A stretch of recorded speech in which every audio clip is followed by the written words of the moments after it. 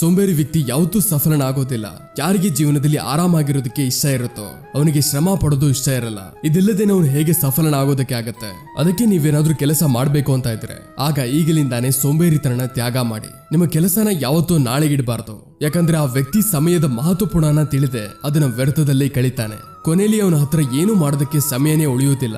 ಯಾವುದೇ ವ್ಯಕ್ತಿ ತನ್ನ ಜೀವನದಲ್ಲಿ ಸಫಲನಾಗದೇ ಇರುವ ಎಲ್ಲಕ್ಕಿಂತ ಮುಖ್ಯ ಕಾರಣ ಇರುತ್ತೆ ತನ್ನಲ್ಲಿ ಭರವಸೆ ಇಲ್ಲದೆ ಇರೋದು. ಜೀವನದಲ್ಲಿ ಅದೇ ವ್ಯಕ್ತಿ ಸಫಲನಾಗ್ತಾನೆ ಯಾರಿಗೆ ತನ್ನ ಮೇಲೆ ಭರವಸೆ ಇರುತ್ತೋ. ಯಾವ ವ್ಯಕ್ತಿಗೆ ತನ್ನ ಮೇಲೆ ಭರವಸೆ ಇರೋದಿಲ್ವೋ ಅವನು ಯಾವತ್ತೂ ಸಫಲನಾಗೋದಕ್ಕೆ ಆಗಲ್ಲ.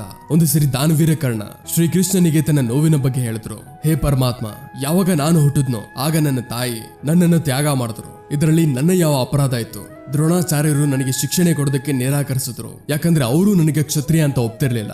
ಇದರಲ್ಲೂ ನನ್ನ ಯಾವ ಅಪರಾಧ? ಮತ್ತೆ ದ್ರೌಪದಿಯ ಸ್ವಯಂವರದಲ್ಲೂ ನನ್ನ ಅಪಮಾನ ಮಾಡಿದ್ರು. ಯಾಕಂದ್ರೆ ನಾನು ಮಹಾರಾಜರ ಪರಿವಾರದವನು ಅಲ್ಲ ಅಂತ. ಇದಕ್ಕೆ ಉತ್ತರ ಕೊಟ್ಟು ಶ್ರೀಕೃಷ್ಣ ಹೇಳಿದ,